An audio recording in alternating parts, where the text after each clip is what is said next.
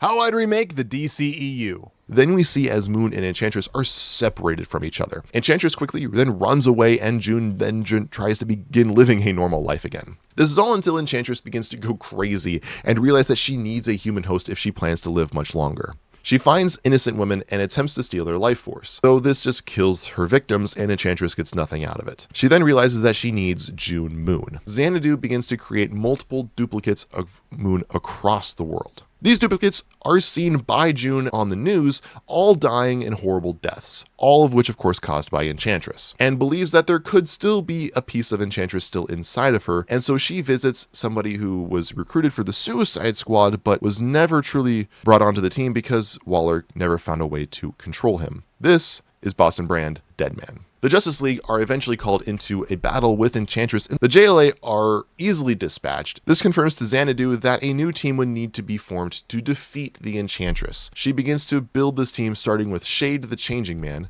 and instructs him to meet her in the House of Mystery. Meanwhile, Constantine and Zatanna receive a message from the Martian Manhunter to meet them in the Hall of Justice to educate the League on magic. At this moment, Zatanna falls through a portal from the floor, which takes her to Shade the Changing Man. Constantine is directed by Batman to contact Nightwing and the Titans to ask if Raven is available for help. When June meets with Deadman, she asks him to possess her and check if Enchantress is still somehow inside of her. Deadman obliges and confirms to June that Enchantress is indeed no longer a part of her. Then the two get the knock on the door. This is Enchantress, who is relieved to finally find the real June, and Deadman would do the best he can to help protect June, but he ultimately fails due to Shade bringing in himself and Zatanna to then try to help, and the three really just kind of step on each other's toes. Constantine and Raven, still unsure of Zatanna's whereabouts, begin the events of the climax. They enter a spooky shack in a Louisianian bayou where June is being held by Enchantress. All the two are capable of is perform a protection circle around where